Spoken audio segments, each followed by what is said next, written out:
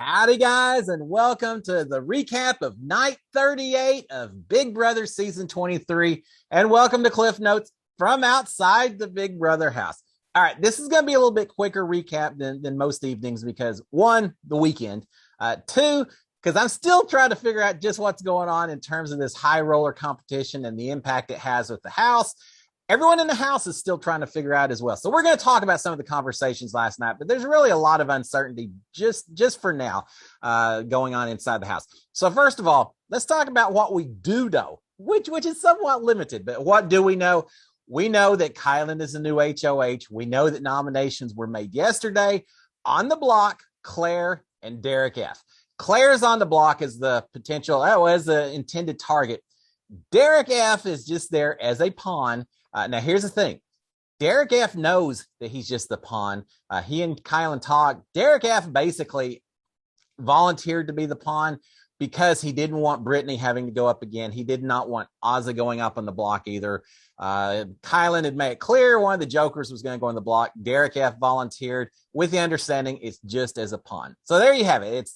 It's Derek F and Claire right now. Claire is the likely target. But things can change, and we're already hearing a little bit about that this evening, which we will talk about.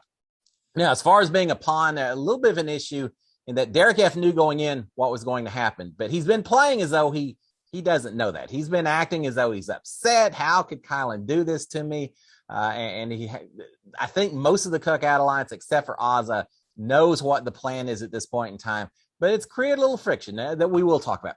All right, so the feeds were out almost all of yesterday afternoon, 6 or 7 hours. They were out for a long time yesterday afternoon. And it has to do with this high roller competition. I think every player was being brought in one at a time, told probably how much money they had been given by America's Vote, asked how much money they wanted to spend on the competitions today, potentially playing in the competitions and winning or not winning a power. We don't know just yet, but I think that's the way that all happened. So here's an inside scoop on how these games take place when you've got so many people still in a house and no one's watching each other play. How do they do it without people hearing and learning what's going on? Well, here's what happens. We each randomly draw a chip from a bag to find out which room we're going to be locked in for the entire afternoon while this is going on. So someone got assigned to the diary room, someone got assigned to the bathroom area, someone got assigned to each of the bedrooms, on and on and on.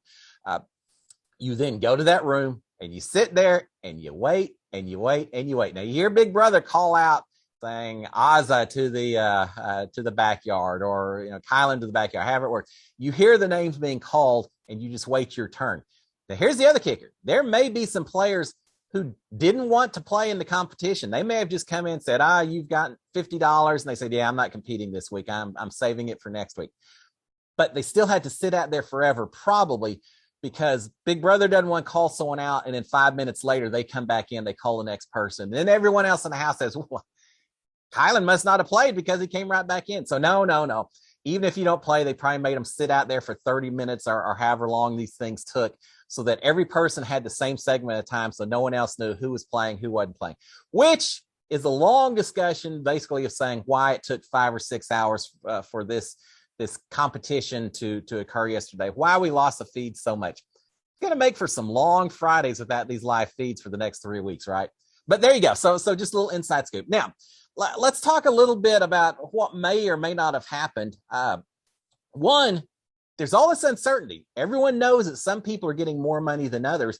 But the big question, do you reveal that information to other people or not? Well, Derek F and Kylan are talking, and they're saying, should the cookout get together? Should we get together as a group and maybe hash things out, make sure we're all on the same page? And maybe while we're in there, should we go ahead and disclose to each other how much money we got? Just let's tell each other. Let's not tell people outside the alliance itself how much money they got.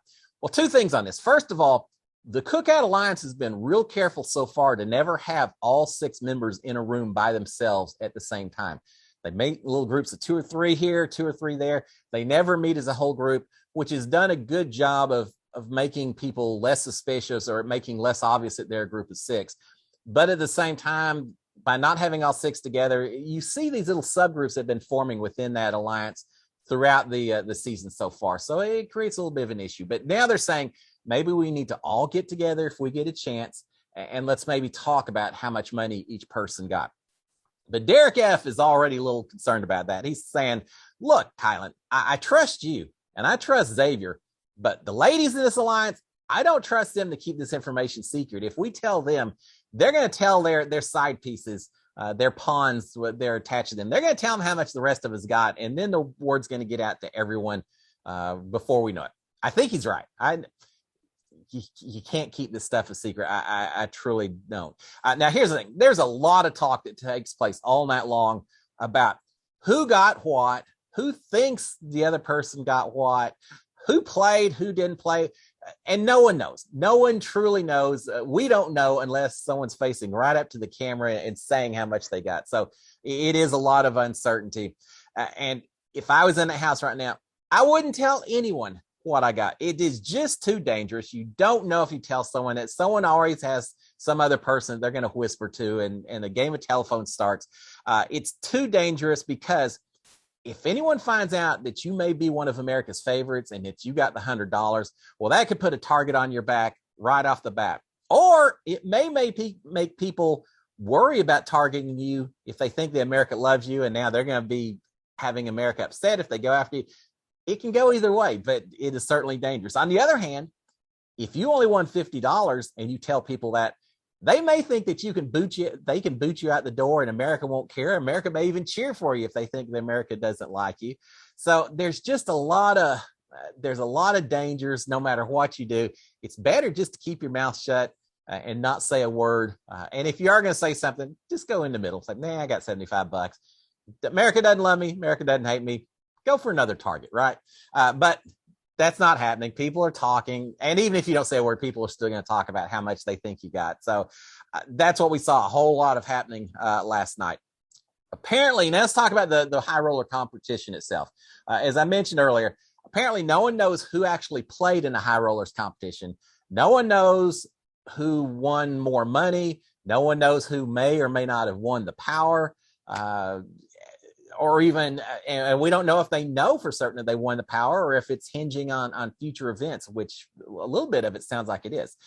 So we've got that. Now let's talk about the games themselves, which we know little of, but apparently part of at least one of the games that people can compete in is that you can bet on a veto player that's competing in today's veto competition.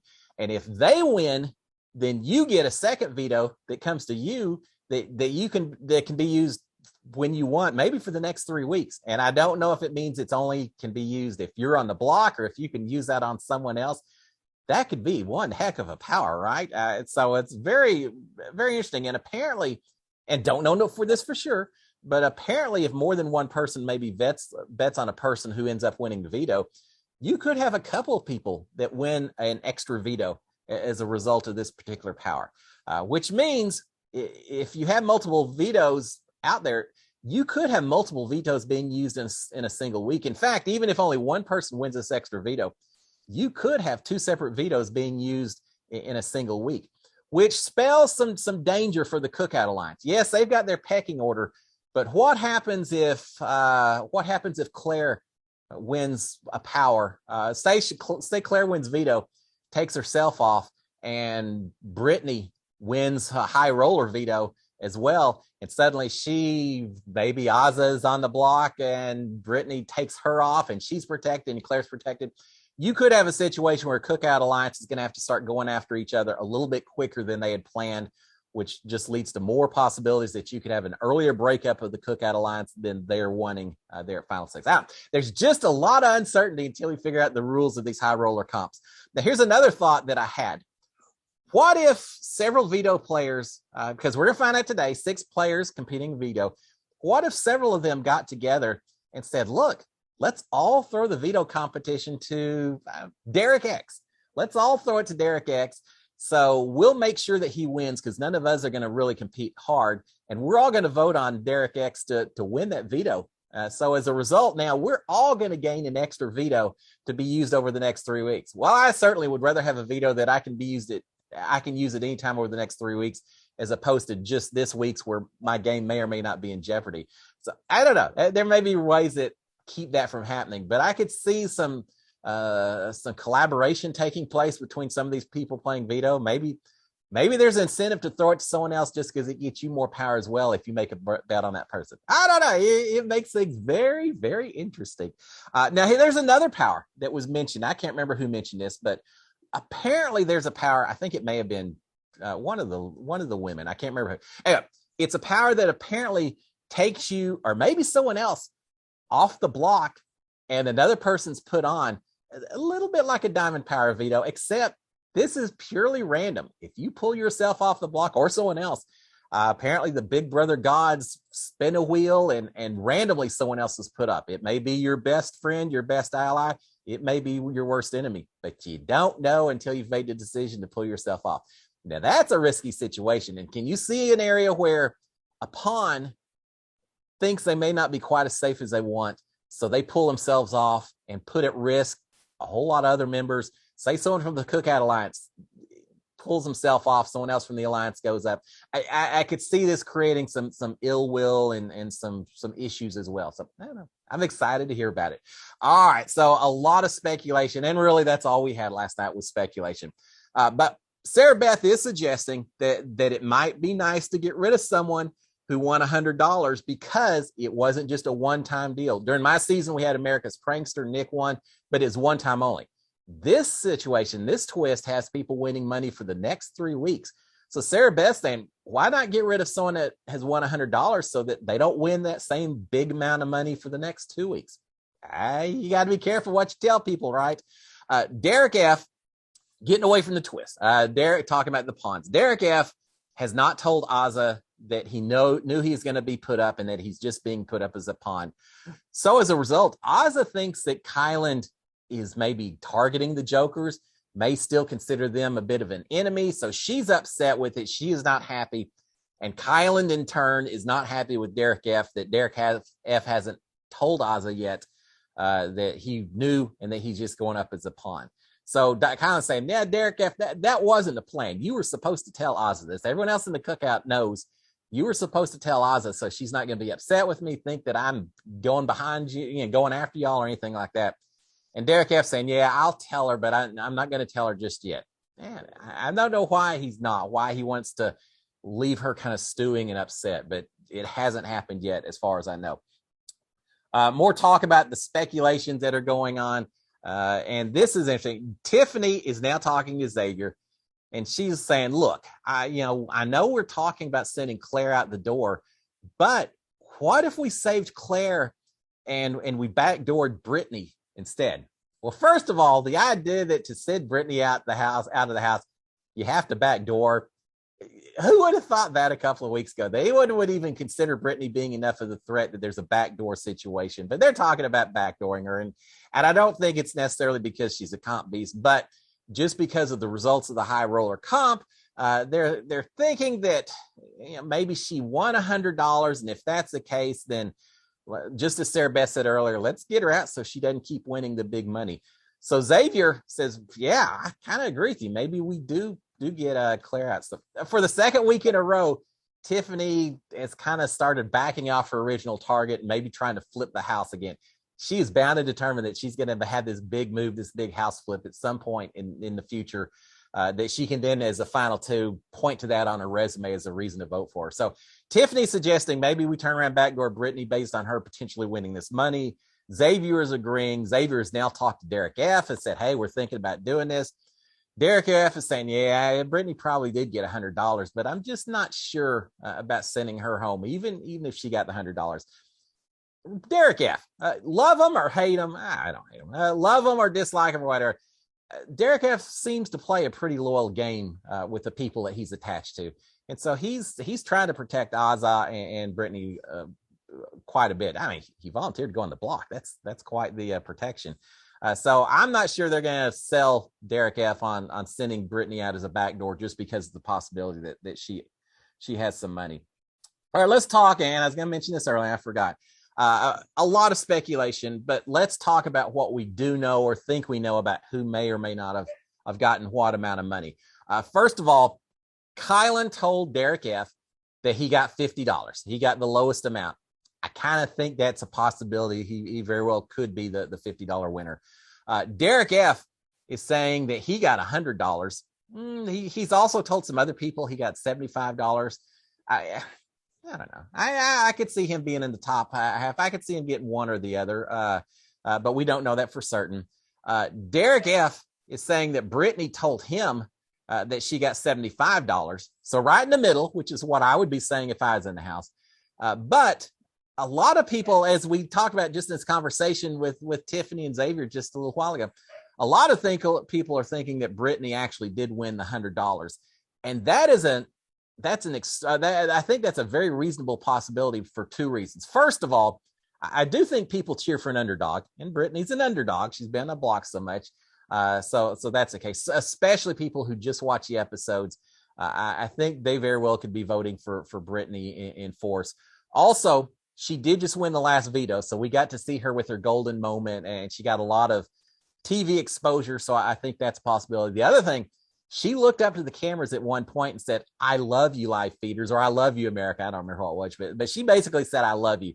She seems very grateful. She also last night was very bouncy around the house, seems very happy. Is that because she's not on the block? Well, that's a possibility, but it may also be the fact that she thinks America is really on her side if she has been given $100. So yeah, I think it's very reasonable to assume that Brittany got $100. Is that a good thing? Well, we're hearing her targeted for that very reason. So, man, these twists will get you every time. Derek X is telling Hannah that he got $100. And of course, Hannah immediately has gone over and told Xavier. Xavier's going to tell everyone else. So the house is going to know Derek X has said he's won 100. I think he probably did win 100 there. I saw a lot of support for Derek X as well.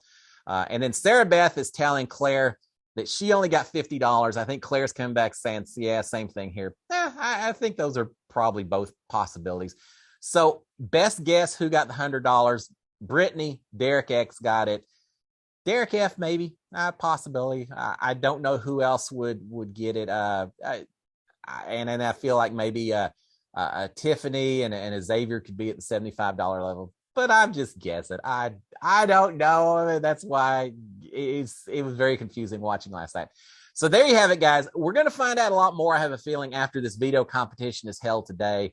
We're going to see who's really excited, if they maybe bet on the right veto winner, and now they own a veto as well. I don't know. It's going to be a crazy day or two until we start finding out more about these powers. Sunday night's going to be fun because I think at that point we'll learn all the rules and have much more understanding, and then we can start figuring out a lot more about the motivations and strategies that are going on. But until then, guys, y'all have a fantastic Saturday. I hope you have a blast. Enjoy the weekend. I will be back tomorrow, talk a little bit more about what's going on. Maybe we'll have a little bit more clarity at that time. Guys, have a great one. SKD 143. Cheers, my friends. Bye.